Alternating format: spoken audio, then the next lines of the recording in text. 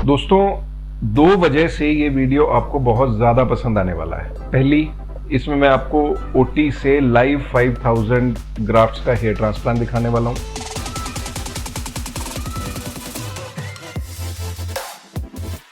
Second, इसमें आपको 7.5 महीने के बाद रिजल्ट्स क्या रहे वो भी मैं इसी एक ही वीडियो के अंदर starting from 0 till 7.5 to 8 months की जो जर्नी है वो सारी दिखाऊंगा। पहली वजह तो ये। दूसरी ये कि ये जो ट्रांसप्लांट है, हम मिस्टर उत्तराखंड नितिन आहूजा जी हैं।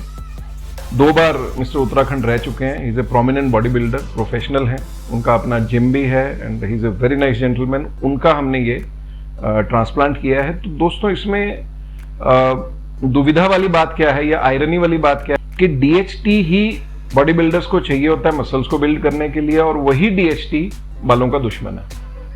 तो कैसे हमने इस पूरी जर्नी को मॉड्यूलेट किया है ताकि वो अपने प्रोफेशन में भी कहीं उनको दिक्कत ना हो, और फाइनली फिर जो हमारा हेयर ट्रांसप्लांट का रिजल्ट है वो भी बेहतरीन आए। हालांकि कंप्लीट रिजल्ट आने में अप्रॉक्सीमेटली 11 से 12 महीने लग जाते हैं, बट स्टिल आप जो 7.5 महीने तक की जर्नी है वो एक बार देखिए।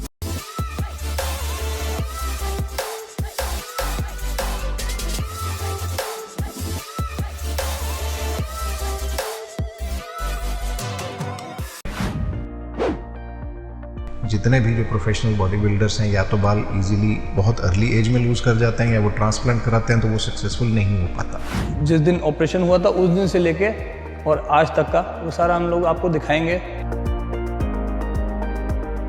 और इस वीडियो में मैंने तकरीबन 7.5 महीने इंतज़ार करके विद रिजल्ट्स में ये आपको पोस्ट कर रहा हूँ। मुझे जो रिजल्ट्स मिले वो बहुत सेटिस्फैक्टरी थे, और अब जब भी मिरर में खुद को देखता हूँ तो खुशी होती है कि जैसा लुक मैं चाहता था वैसा है।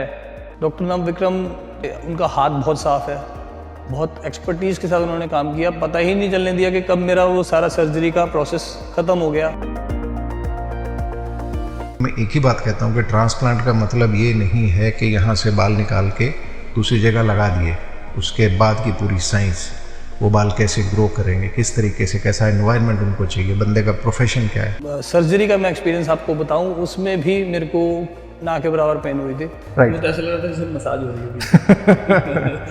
दोस्तों, लास्ट तक वीडियो को देखिएगा, आपको विद रिजल्ट्स, टाइमलाइन कैसे रहा, 15 दिन पे क्या रहा, सारी चीज़ें आपको देखने को मिलेगी। तो दोस्तों, आज जो टिपिकल इस केस के अंदर हम निकालने जा रहे हैं वो ये है कि जब भी हम एक्सरसाइज करते हैं, और खास तौर पे जो बिग मसल्स की एक्सरसाइज करते हैं, तो बॉडी के अंदर ग्रोथ हार्मोन के लेवल्स, देन टेस्टोस्टेरोन के लेवल्स ये राइज करते हैं, और ये राइज करने भी चाहिए बिकॉज उसी की वजह से फिर हमारी मसल्स और सारा बाइसेप्स, ट्राइसेप्स, जो सारी बॉडी के अंदर जो एक मस्कुलर पंपिंग होती है वो होती ही टेस्टोस्टेरोन की वजह से। लेकिन टेस्टोस्टेरोन लेवल्स जब इंक्रीज करते हैं तो साथ में डाईहाइड्रोटेस्टोस्टेरोन के लेवल्स भी इंक्रीज करते हैं, और अगर कहीं हिस्ट्री है मेल पैटर्न बॉल्डनेस की तो फिर जो है ओवरऑल हेयर लॉस जो है इनवेरिएबली स्टार्ट हो जाता है। आपने देखा होगा जो भी बॉडी बिल्डिंग की फील्ड के अंदर प्रोफेशनली लोग काम कर रहे हैं, most of them they are suffering from baldness. बहुत कम केसेस हैं जिनका पीछे से जेनेटिक स्टिमुलस नहीं है या बहुत ज्यादा नेचुरल उसमें चल रहे हैं, तो उन लोग के बाल बचे हुए हैं। Otherwise like most of the people they are suffering from baldness. So इस पूरे वीडियो के अंदर हम टिप्स एंड ट्रिक्स आपको कि हेयर ट्रांसप्लांट अगर बॉडी बिल्डिंग के साथ आपको करना है तो फिर फाइनली जो पोस्ट ऑप के अंदर क्या क्या चीज़ों की हमें केयर करनी पड़ेगी, किस तरीके के स्पेशल न्यूट्रिएंट्स हमें चाहिए होंगे, और फाइनली डीएचटी का इसमें क्या योगदान है। अब हमारे पास 2 फोकस एरियाज हैं, एक ये पीछे वाला एरिया जिसे हम क्राउन कहते हैं, और सेकेंड ये हेयर लाइन। बीच में कुछ स्पेस, ये 3 फिंगर का स्पेस जो है ये बचा हुआ है, जिसमें कि इनके बालों की स्ट्रेंथ ठीक है। बट क्योंकि हम ट्रांसप्लांट करने जा रहे हैं तो we'll be doing this full entire area, पूरा एरिया फ्रंट और बैक कंप्लीट हम करेंगे। कुछ कॉर्नर एरिया के अंदर भी वीकनेस हमने देखी है अभी माइक्रोस्कोपी के अंदर, उसको भी हम टैकल करेंगे with the help of medications. And all in all front to back हम एक यूनिफॉर्मिटी लेके आएंगे। मेडिसिन का इसमें अहम योगदान रहेगा। ठीक है नितिन जी, आपकी सारी क्वेरीज ट्रांसप्लांट से related, you are comfortable with that?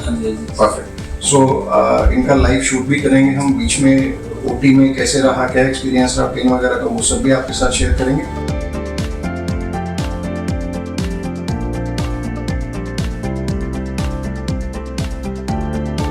ये हमारा फर्स्ट पॉइंट है, हल्की चुभन फील करेंगे आप, और ये हमारा सेकंड पॉइंट है। Anaesthesia part is over.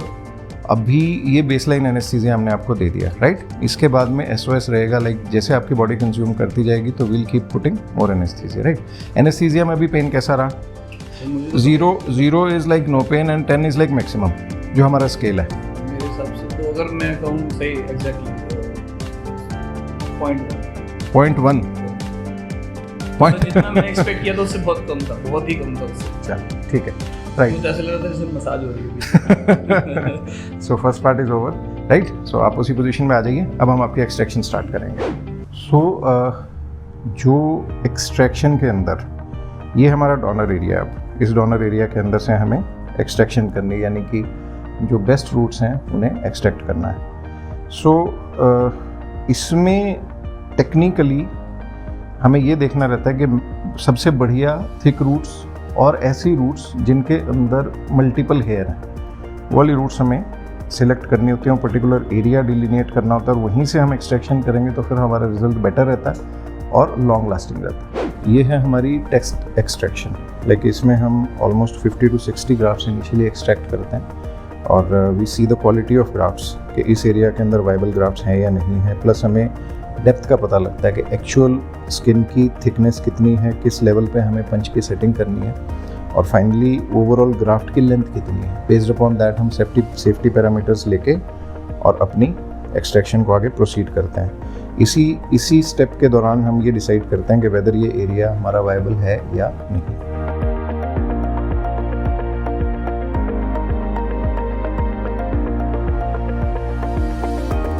सो हमारा जो फर्स्ट लेवल है दैट इज एक्सट्रैक्शन, वो ओवर हो चुका है। एंड नितिन जी के लिए हमने वो स्लिप लिखा 5007 ग्राफ्ट्स हमने एक्सट्रैक्ट किए हैं, which are like hair line भी हम थोड़ी आगे रखेंगे।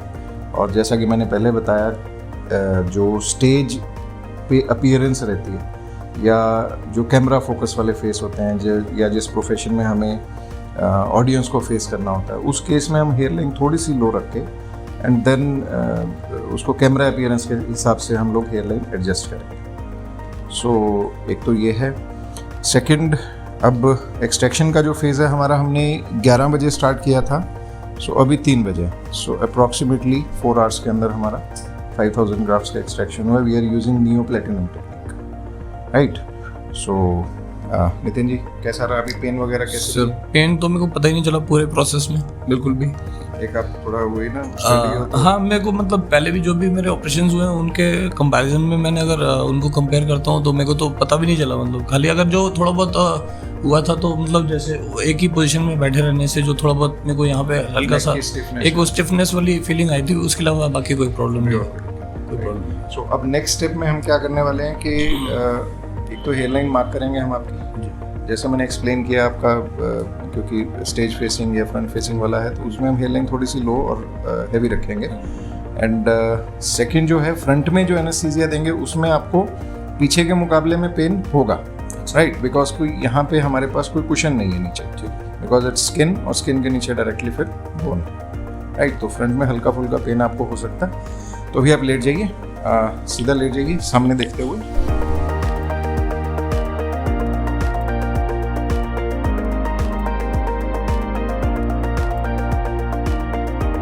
तो नितिन जी, अब हमने फ्रंट का एनेस्थीसिया भी कर दिया आपका और स्लिटिंग कर दी। टोटल 5000 ग्राफ्ट जैसे आपको बताए थे, फ्रंट टू बैक मैंने कर दिया। तो अभी मुझे ये बताओ पेन का क्या सीन रहा अब ये सेकंड वाले फेज के अंदर? सर 0.5 या 0.5-0.7 के आसपास। नहीं, फ्रंट में तो थोड़ा सा फील हुआ होगा। हाँ, थोड़ा सा, मतलब इतना नहीं था, मतलब एक आध जगह लगा था, बट इतना ऐसा नहीं था, मतलब बियरेबल था बहुत। ठीक है। हाँ जी। आपने हमारे ऑनलाइन वीडियोस देखे होंगे। हाँ जी, हाँ जी। अब उसमें जैसा पेन बताते हैं, सेम सिनेरियो, सेम चीज़ है? हाँ जी सर, मैं तो अपने प्रीवियस जो मेरे जो भी एक्सपीरियंसेस हैं उसके बेसिस पे बोल रहा हूँ आपको कि मतलब जैसे पहले रहा है मेरे को जितना भी पेन मैक्सिमम, उसके हिसाब से तो कुछ भी नहीं है ये पेन। चलिए, अब फाइनल फेज़ है हमारा। अब हमने स्लिटिंग कर दी है। स्लिटिंग यानी कि हमने ये सारी स्किन के अंदर आपके जैसे भी थे छेद बना दिए, डायरेक्शन डेंसिटी कैलकुलेट कर दी। हाँ जी। अब इसमें प्लांटेशन का फेज़ रहेगा, ठीक है? ठीक है। उसमें 2.5 से 3 घंटे और लगेंगे और फिर आपका finally finish. No feeling comfortable? बिल्कुल सर। अब हम लंच ब्रेक लेंगे एंड आफ्टर लंच ब्रेक फिर हम प्लांटेशन रिज्यूम करेंगे।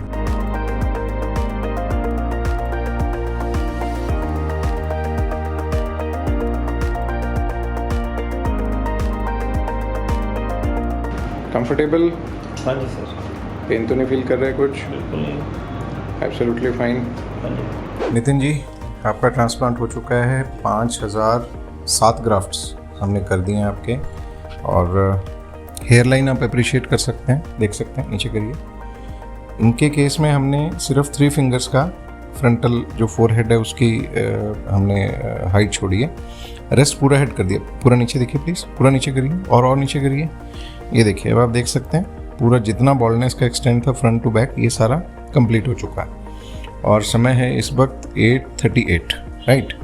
तो 11 बजे हमने आपका प्रोसेस स्टार्ट किया था। So this is the time we have finished with 5000 grafts. Hair line आप नॉर्मली मैं एक बड़े फोरहेड की फेवर में रहता हूँ, but that again depends upon के प्रोफेशन हमारा क्या है, ग्राफ्ट्स की क्वालिटी क्या आ रही है, क्या हमारे पास ये लिबर्टी है कि हम इस तरीके का लो हेयर लाइन बनाएं। सो वो सारी चीज़ें इनके केस में बहुत फेवरेबल रही। He is a lucky person. So बहुत बढ़िया, इनका ट्रांसप्लांट भी हो गया। अच्छा, अब आप बताइए नितिन जी कि ओवरऑल जैसे जो हमारा सेकंड प्रोसेस था प्लांटेशन वाला, उसमें कैसे रहा एक्सेप्ट फॉर थकान? वो एक बाय डिफॉल्ट एक चीज़ है। थकान के अलावा और तो मेरे को कुछ ऐसा लगा नहीं कि जिसमें मतलब दर्द वाला, हाँ दर्द में तो ऐसा कुछ मेरे को खास लगा नहीं। पेन ऐसा कोई कुछ खास नहीं था। कंफर्टेबल है आप? कंफर्टेबल था। ठीक है। तो अभी आप प्लान कर रहे हैं वापस घर जाने का? You have driver with you, है ना? तो बिल्कुल ओके, फुल कॉन्फिडेंट में, है ना? ठीक है। चलिए, थैंक यू सो मच। और आगे फिर हम आपसे डिस्कस करते रहेंगे। Will be having WhatsApp chat with him.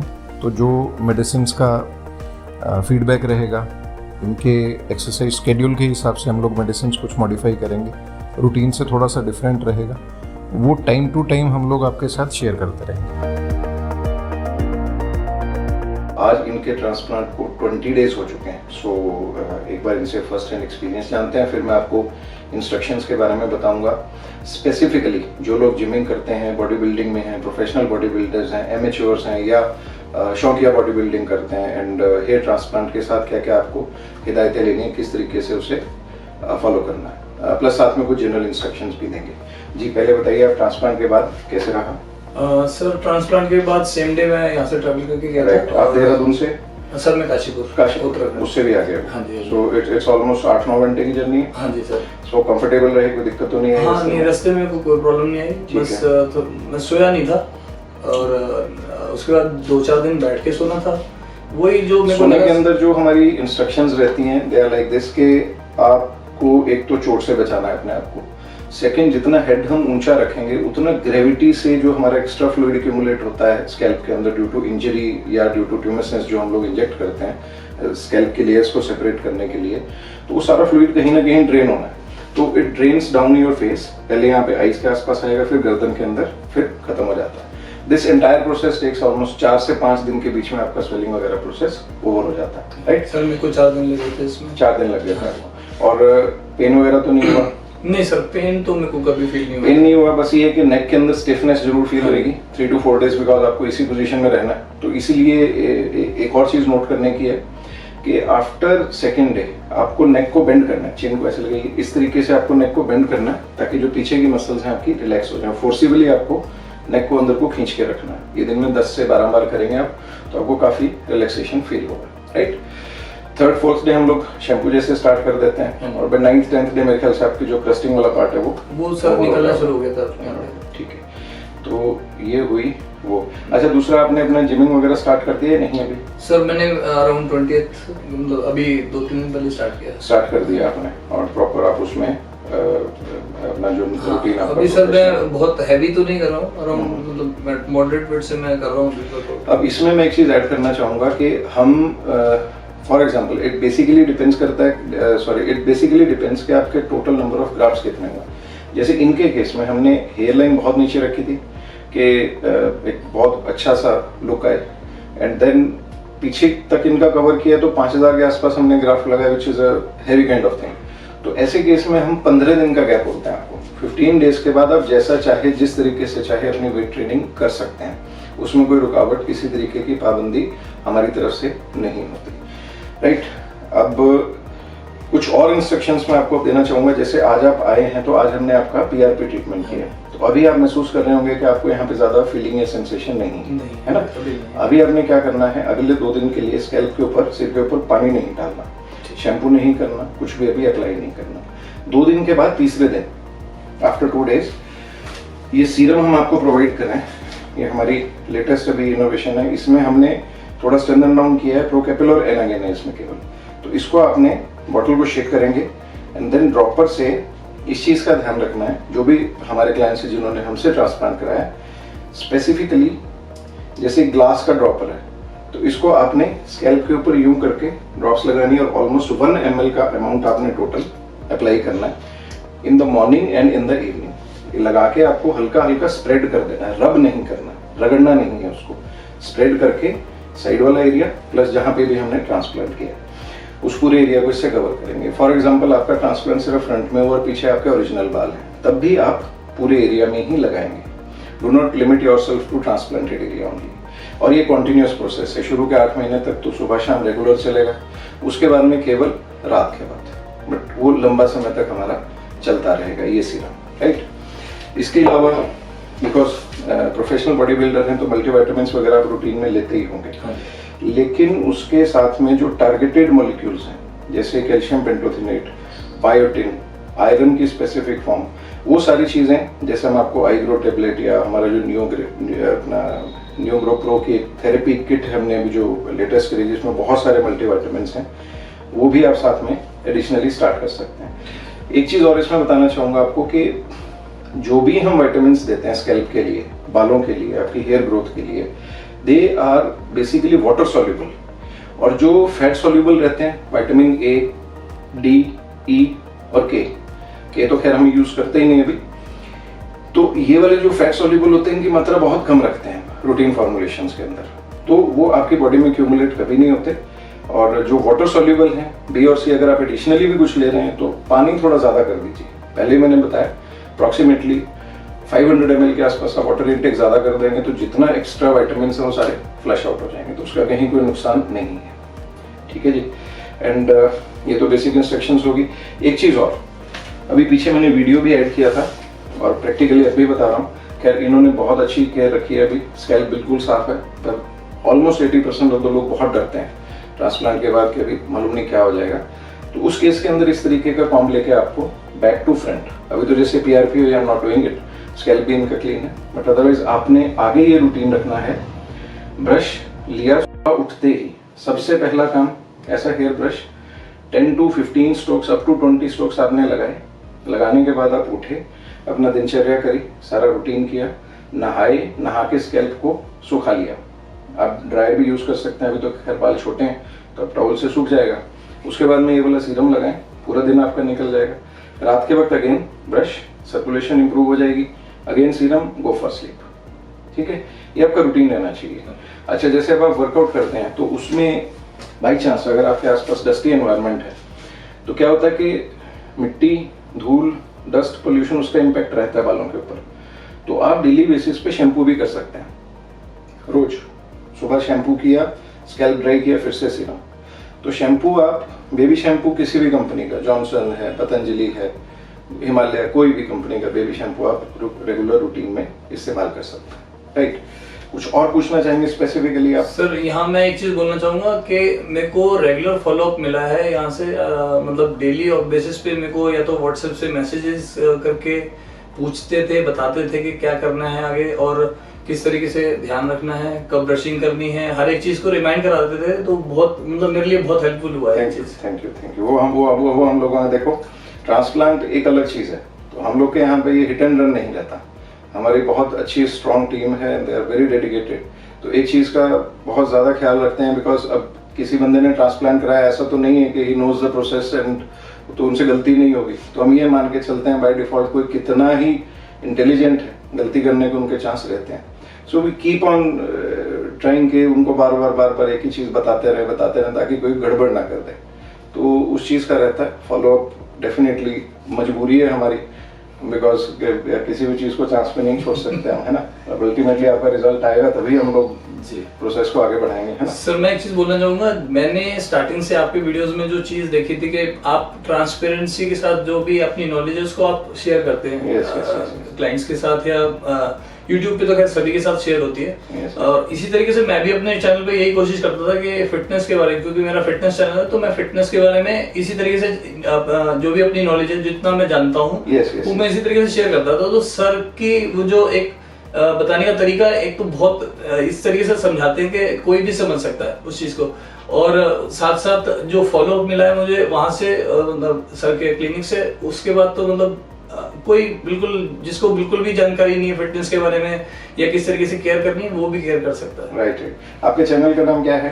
Sir Nitin होगा मेरे नाम से। मैंने वैसे आपको सब्सक्राइब किया हुआ थैंक यू सर। आप लोग भी सब्सक्राइब करिए। Is a really nice gentleman, और इन्होंने खैर मेरे को भी अभी टिप्स दिए हैं और मैं भी अभी I am trying to build myself up. तो देखते हैं अभी आगे विद हिज ड्यू केयर, मैं इनका ख्याल रखूंगा, ये मेरा रखेगा। लेट अस सी 8-9 महीने में कैसा किस तरीके का चेंज आता है। सो सी यू फॉर नाउ। अब हमारे पास नितिन जी 3.5 से 4 महीने पे फिर आएंगे, तो उस वक्त की जो प्रोग्रेस रहेगी, किस तरीके से चल रहा है आगे प्रोसेस, तो आपको फिर से हम शेयर करेंगे।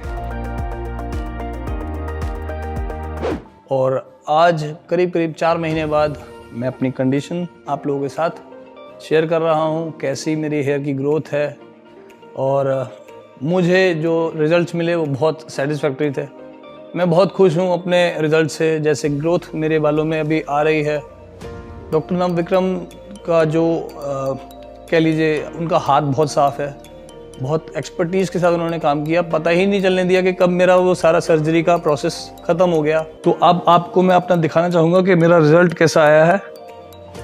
अगर आप देखें जूम करके, क्योंकि मेरे को साइड से जो हेयर है वो शॉर्ट रखने की आदत है, तो मैं हेयर कट कराता रहता हूँ। पीछे से भी आप देखें, बस ये वाला पैच जहाँ से ग्राफ्ट्स निकाले गए थे वहाँ पे थोड़ा बहुत पता चलता है जब बाल छोटे होते हैं, और जब बाल बड़े हो जाते हैं तो बिल्कुल पता नहीं चलता है। तो ये चीज़ है। अब जैसे कि ऊपर के जो यहाँ पे मेरे जो ग्राफ्ट लगाए गए हैं वो जब और इनकी ग्रोथ हो जाएगी, थोड़े और बड़े हो जाएंगे बाल, तो मैं फिर साइडों में भी इतने हल्के बाल नहीं रखूँगा, थोड़े से बड़े कर लूँगा। तो जो अभी आपको पीछे की तरफ शायद दिखाई दिया हो कुछ पैच सा, वो भी दिखना बंद हो जाएगा। और ये 1 या 2 महीने के बाद और अच्छी ग्रोथ हो जाएगी, क्योंकि अभी अपनी इनिशियल स्टेज पे हैं बाल, अभी पहली बार बढ़ रहे हैं नई जगह पे लगने के बाद।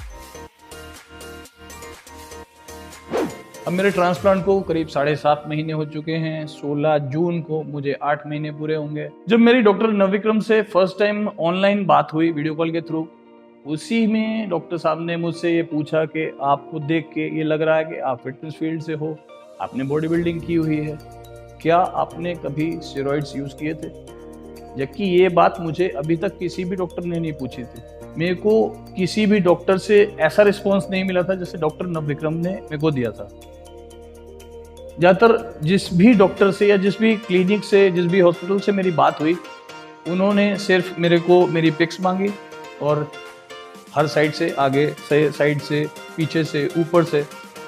उसके बाद में उन्होंने सीधे सीधे अपने रेट्स बताए।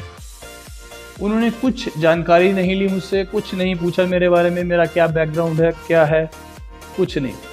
तो वही टाइम था, उस टाइम ही मैंने अपना डिसीजन फाइनल कर लिया कि अब मुझे कहीं और से नहीं, सिर्फ डॉक्टर नवविक्रम से ही अपना हेयर ट्रांसप्लांट करवाना है। जो भी रिजल्ट्स मेरे को मिले हैं उनसे बहुत अच्छे से सेटिस्फाइड हूँ, खुश हूँ। और अब जब भी मिरर में खुद को देखता हूँ तो खुशी होती है कि जैसा लुक मैं चाहता था वैसा है। तो मुझे वो जो आधा अधूरा लुक था कि आगे के बाल झड़ गए और वो लुक बिल्कुल समझ में नहीं आ रहा था, वो अच्छा भी नहीं लगता है। तो मैं जिस लुक को चाहता था वो लुक मेरे को मिल गई, और इसके लिए थैंक टू डॉक्टर विक्रम। तो दोस्तों, देखा आपने कंप्लीट जर्नी कैसे हमने स्टार्ट किया, जब डे ऑफ सर्जरी, देन 15 दिन के बाद क्या रहा, क्या मेडिकेशंस यूज़ करी, किस तरीके का रिजल्ट है, लाइव हर एक चीज़। जो लोग ट्रांसप्लांट से डरते हैं कि पता नहीं कितना इसमें साइड इफेक्ट्स होंगे, कितना पेन होगा, किस तकलीफ होगी, वो सारे कंसेप्ट आपको इस वीडियो में क्लियर हो जाएंगे। सेकंड, हेयर ट्रांसप्लांट का मतलब खाली एक जगह से बाल उठा के दूसरी जगह रखने का नहीं है। Hair transplant is a complete science. और साइंस में इसलिए बोल रहा हूँ, जैसा वीडियो के शुरू में आपको बताया था कि देखिए टेस्टोस्टेरोन ही मसल्स को बनाता है और टेस्टोस्टेरोन ही बालों का दुश्मन है। ये कितनी बड़ी आप समझिए कि इसमें एक नो हाउ चाहिए, या इसको कैसे मॉड्यूलेट करना हार्मोन्स को, और किस तरीके से कौन सी मेडिसिन यूज़ करनी है। सो ऐसा नहीं है कि आप गए, आपने क्लिनिक देखा, रेट पूछा, क्या रुपए ग्राफ चल रहा है, एंड देन फाइनली आपने ट्रांसप्लांट का डिसीजन ले लिया। So it's a complete science. इसकी हम जितनी रिस्पेक्ट करेंगे हमारे रिजल्ट्स उतने बेहतर, right? Thanks for watching this video. Stay tuned, stay blessed.